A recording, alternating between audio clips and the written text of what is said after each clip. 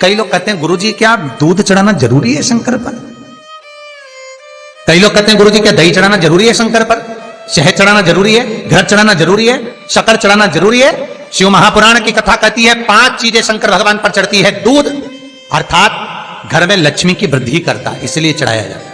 दही शंकर भगवान पर इसलिए चढ़ाते हैं क्योंकि यह परिवार को जोड़ता है। जिसके परिवार में क्लेश ज्यादा होता है, जिसके परिवार में आपस में तकरार ज्यादा होता है, उसको दही जोड़ता है। शहद घर में चिड़चिड़ प्रवृत्ति को समाप्त करता है। घी रोग को समाप्त करता है। शक्कर मिष्ठान घर में यदि लक्ष्मी आकर जा रही हो तो मिष्ठान समर्पित किया जाता है, इसलिए पंचामृत स्नान का भाव शिव महापुराण कहते हैं। पंचामृत स्नान का भगवान, इसलिए 5 चीजें शंकर को समर्पित हैं। दूध, दही, घृत, शहद, शक्कर अर्थात मिष्ठान। शक्कर से मूलतः यहां शिव महापुराण में शक्कर नहीं लिखी है, मिष्ठान। अब लोग शक्कर पीस कर अभिषेक करते हैं, परंतु मिष्ठान अर्थात गाय के दूध से निर्मित कोई मिठाई, और उस मिठाई से भगवान शंकर का अभिषेक। अब लोग भले शक्कर रखने लगे शंकर जी के अभिषेक में, पर यहां शक्कर नहीं लिखा है, यहां मिष्ठान।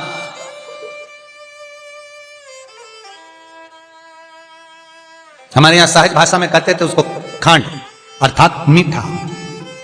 शिव महापुराण की कथा कहती है दर्पण इतना बड़ा ले लो, बंदर वाला अगर दर्पण वाली नहीं तो इतना बड़ा दर्पण लो, हनुमान जी के मंदिर में जाकर, क्योंकि हनुमान शंकर का ही अवतार है। हनुमान जी के मंदिर में जाकर हनुमान जी के उल्टे पांव का थोड़ा सा सिंदूर, चरण का थोड़ा सा सिंदूर एक कागज में लेकर आ जाइए। और हनुमान जी के छोटे भाई, हनुमान जी 6 भाई हैं, उसमें गतिमान, हनुमान जी के छोटे भाई गतिमान का नाम लो, और गतिमान का नाम लेकर उस दर्पण पर सिंदूर से त्रिशूल बना दो। सिंदूर से त्रिशूल बनाकर उस दर्पण को घर के बाहर,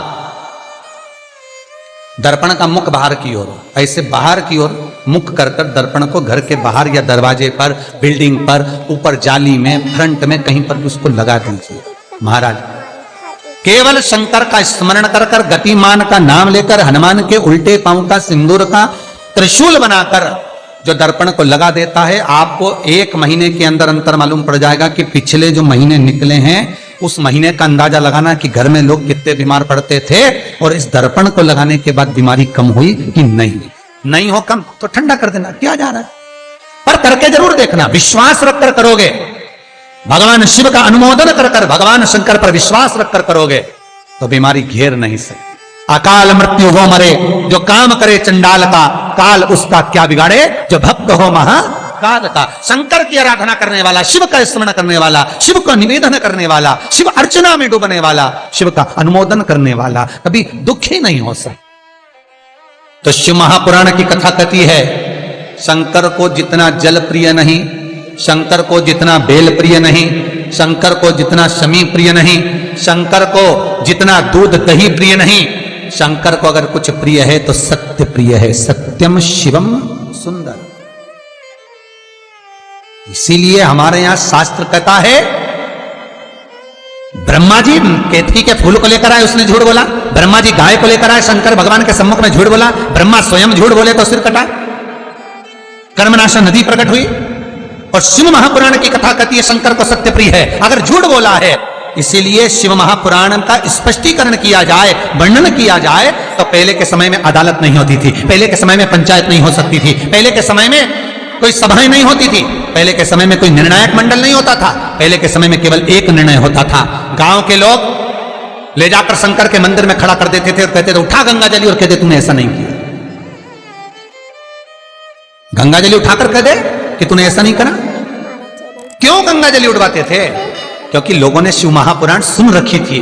शिव महापुराण में श्री वेद व्यास जी वर्णन करते हैं कि शंकर के मंदिर में, शंकर के ओटले पर, शंकर के मंदिर के अंदर, शिव की चौखट पर, शंकर के अनुमोदन में, शिव महापुराण के अंतर्गत शंकर के अनुमोदन में शिव मंदिर में, शिव चौखट पर अगर कोई भूल से भी झूठ बोल देता है तो उसकी जिंदगी नरक जैसी निकलती है महाराज। इसीलिए कहते तो उठा गंगा जली और कह दे तूने ऐसा नहीं, उठा बोल दे।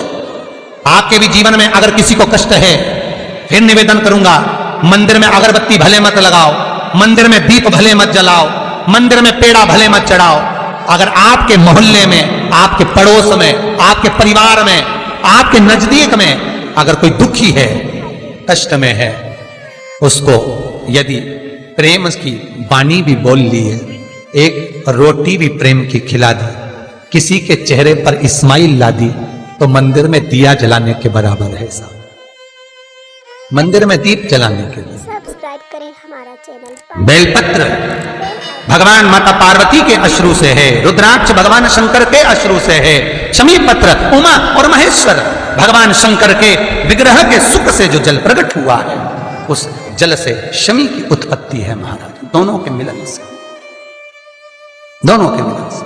सब्सक्राइब करें। जैसे एक मुखी से लेकर 14 मुखी तक रुद्राक्ष होते हैं, आपको पहले भी कथा में कहा, एक मुखी से लेकर 14 मुखी तक रुद्राक्ष होते हैं। सभी रुद्राक्ष का अपना अपना एक मंत्र होता है, अपनी अपनी एक साधना होती है जिसके अनुसार रुद्राक्ष काम करता है। एक मुखी रुद्राक्ष लक्ष्मी की वृद्धि के लिए होता है। कभी मौका मिले तो एक मुखी रुद्राक्ष का दर्शन करना। पर एक मुखी रुद्राक्ष जितना छोटे से छोटा होता है, जितना छोटे से छोटा होता है, उतना सुख दे। एक मुखी रुद्राक्ष लक्ष्मी की वृद्धि के लिए होता है, कार्य सिद्धि के लिए होता है। कोई भिखारी से भिखारी, गरीबड़े से गरीबड़ा भी अगर धारण कर ले, उसके घर में एक मुखी रुद्राक्ष अगर प्रवेश कर जाए तो सुख का अनुभव करा देता है, संपदा का अनुभव कराता है, सरस्वती का भाव प्रकट करता है, वैभव का भाव देता है। एक मुखी रुद्राक्ष का मंत्र है ओम ह्रीं नमः, ओम ह्रीं नमः। ये लक्ष्मी के लिए होता है महाराज। दो मुखी रुद्राक्ष बांधा को हरता है। कोई तकलीफ आ रही है, कोई प्रशासनिक कार्य है, कोई काम नहीं हो रहा, फाइल आगे नहीं बढ़ रही, बहुत तकलीफ आ रही है, तो दो मुखी रुद्राक्ष जो व्यक्ति धारण करता है उसका कार्य सफल होता है। दो मुखी रुद्राक्ष का मंत्र है ओम नमः। दो मुखी रुद्राक्ष का शिव महापुराण में जो मंत्र दिया है ओम नमः। विदेश्वर संहिता के अंतर्गत शिव महापुराण में रुद्राक्ष के 14 मुखी रुद्राक्ष के मंत्र दिए हुए हैं। आप शिव महापुराण नहीं पढ़ सकते तो मंत्र लिख लें। दो मुखी रुद्राक्ष का मंत्र है ओम नमः। तीन मुखी रुद्राक्ष विद्या प्राप्ति के लिए होता है।